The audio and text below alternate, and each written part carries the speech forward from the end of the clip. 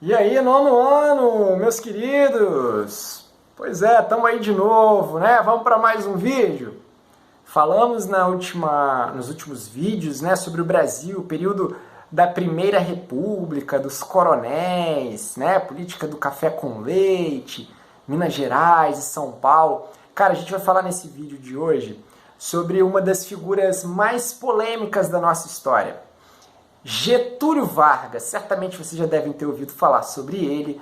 É um cara que desperta amor para muitos, ódios para outros também. É uma figura controversa. É herói ou vilão?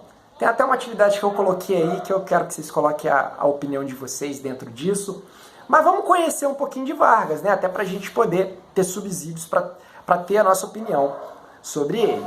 Bom, para a gente entender Vargas, vocês se lembram que a gente tinha um modelo de república baseada na política do café com leite, em que São Paulo e Minas Gerais eles se revezavam no poder. E aí, chegou o ano de 1930, e nesse ano teriam eleições, e aí nessas eleições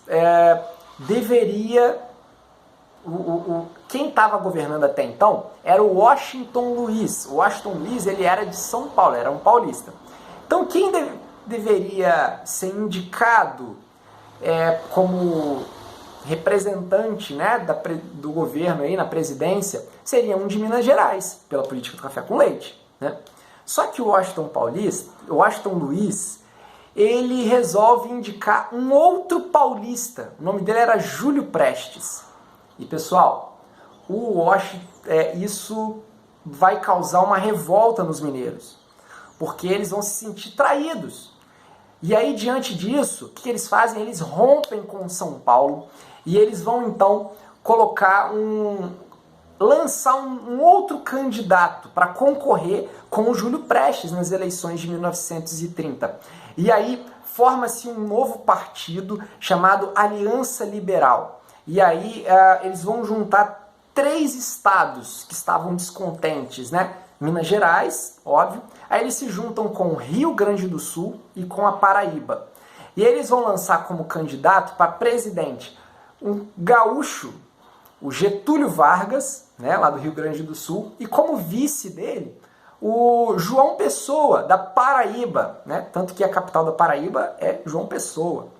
Bom, o que vai acontecer? Eles vão para as eleições, o Getúlio Vargas começa a viajar o país e com novas ideias, falando em mudança. Mas quando chega nas eleições, vocês sabem como é que era, né? Aquela coisa do voto aberto, do coronelismo, das fraudes. E aí quem vence as eleições? Júlio Prestes. Getúlio Vargas é derrotado. Mas sabe aquela coisa? O pessoal da Aliança Liberal, os mineiros, eles perderam, mas ficou aquele sentimento, sabe, de vingança, aquela coisa que não desceu bem, né, essa derrota. Mas não tinha o que fazer, perdeu as eleições. Só que vai acontecer um fato que vai dar uma reviravolta nisso aí. É que lá na Paraíba, o vice, o João Pessoa, ele vai ser assassinado. Mas ele foi morto por questões políticas locais da Paraíba. Só que o pessoal da Aliança Liberal, eles vão pegar essa morte do João Pessoa e eles vão transformá-lo num verdadeiro mártir da causa. E dizer o seguinte, ó, João Pessoa foi assassinado por causa do governo de Washington Luiz, né? Que é desse jeito mesmo. Então eles começam a inflamar a população e principalmente os tenentes, que eram uma patente do exército. Muitos desses tenentes já estavam descontentes com o governo. E aí então esses tenentes armados, eles vão organizar um movimento armado, de luta mesmo, para derrubar o governo de Washington Luiz. Olha só para lembrar vocês, teve as eleições de 30, o Júlio Prestes que ganhou. Só que o Júlio Prestes ainda não tinha assumido. Ainda ele estava aguardando o tempo para ele assumir.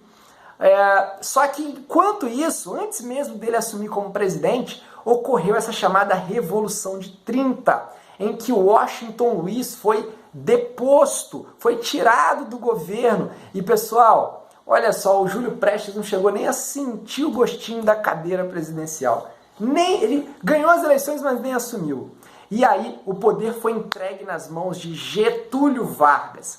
Então, pessoal, Getúlio Vargas assume em 1930 e nós vamos dividir o governo Vargas. Olha só, Vargas governou direto de 1930 a 1945, 15 anos no poder. E a gente vai dividir esse período em 3 fases. A primeira delas é o governo provisório, que vai de 1930 a 1934. Depois vem o governo constitucional, que vai de 34 a 37, e depois o chamado Estado Novo. Bom, vamos ver primeiro o governo provisório. Getúlio Vargas assume. Por que esse nome provisório? É porque ele prometeu fazer uma nova Constituição, que aquela lá do coronelismo, aquilo estava ultrapassado. O Brasil precisava se modernizar, uma nova Constituição. Enquanto ela não ficasse pronta, Getúlio Vargas ia ficando no governo, ia colocando as coisas em ordem. Só que esse negócio foi empurrando com a barriga e ele foi ficando 4 anos de forma provisória. Nesse período, o que é legal lembrar de importante nessa fase? Primeiro, estímulo à industrialização, tá? Getúlio Vargas começa a investir pesado assim, no parque industrial brasileiro. Ele acredita que um país que caminha para o progresso, ele tem que ter indústrias, né? Ele tem que sair do atraso. Então ele investe bastante na industrialização. Inclusive, os trabalhadores das fábricas serão a grande base de apoio político de Getúlio Vargas. A gente vai ver depois isso aí. Mas outra coisa importante nesse período do governo provisório é a chamada Revolução Constitucionalista de 32. Caramba, que nome difícil, hein? É isso mesmo. Cara, que revolução foi essa? Os paulistas, São Paulo. Os paulistas não aceitaram muito bem esse governo do Vargas, porque eles tinham os privilégios todos na época do café com leite, e agora eles foram escanteados. Olha só uma outra coisa que Getúlio Vargas fez, pessoal. Em todos os estados, ele passou a nomear governadores à sua própria escolha, pessoas da sua confiança, que ele chamava de interventores. Cada estado tinha o seu interventor. E normalmente esse interventor, ele era de outro estado. Por exemplo, o interventor da Bahia geralmente não era um baiano. Era um cara de São Paulo, um cara de Minas, de outro estado que vinha para a Bahia. Então ele colocava pessoas da sua confiança. Para quê? Para ter um controle maior do que estava acontecendo no país. Cara, os paulistas não gostaram nada disso. E eles fizeram então uma rebelião, uma luta armada contra o governo de Vargas. Foram derrotados. Vargas manda o exército, as tropas, tem guerra. Vitória do governo Vargas, tá? Então esse é algo importante, tá? Lembrar. Mas aí em 1934 fica pronta a Constituição, a esperada Constituição. E o que tem de principal nessa Constituição? Primeiro, o voto. Lembra que o voto era aberto, mulheres não podiam votar, tinha que ser alfabetizado. Então, agora, Getúlio Vargas mudou isso aí. As mulheres agora podiam votar, essa era uma novidade. Pela primeira vez, as mulheres agora tinham a possibilidade de votar. O voto agora seria secreto, não mais aberto. E outra coisa que estava incluída nessa Constituição eram leis trabalhistas. Os trabalhadores até então não tinham nada que protegia.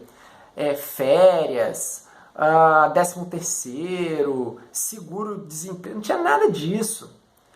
Essas leis foram criadas nesse período do Getúlio Vargas. Então ele vai ser um verdadeiro herói para os trabalhadores. Os trabalhadores vão olhar para Vargas como esse benfeitor e ele vai se apresentar para esse público, para esses trabalhadores, como o pai dos pobres, é o cara que concedeu os benefícios a esses trabalhadores sofridos.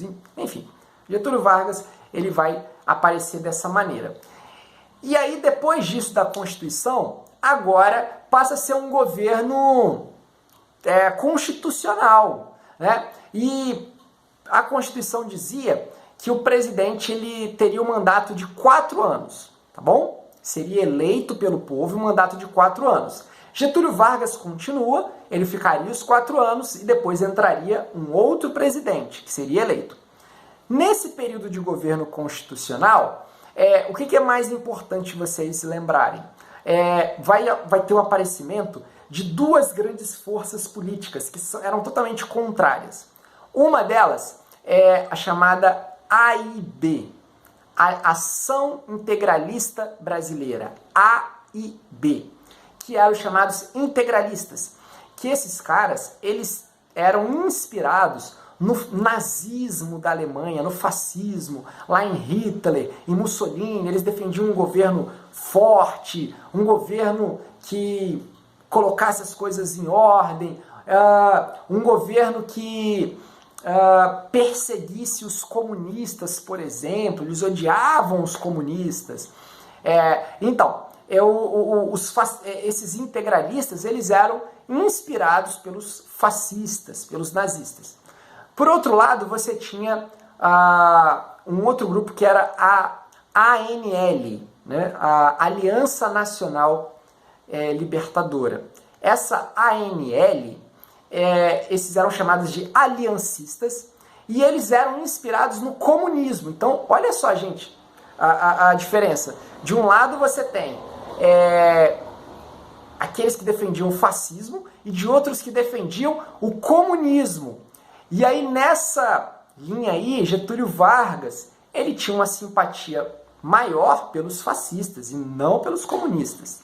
Dentre esses comunistas, tinha na liderança o Luiz Carlos Prestes, que se casou com uma alemã chamada Olga Benário.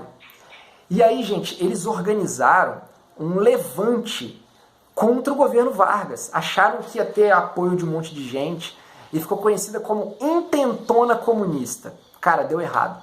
Não teve o efeito que eles esperavam. Vargas chegou rachando, os principais líderes foram presos, Luiz Carlos Prestes foi preso e Olga Benário, pessoal, ela era alemã, judia, e lá na Alemanha estava em pleno nazismo de Hitler, que perseguia os judeus, perseguia comunistas, e ela era comunista, judia, tudo isso.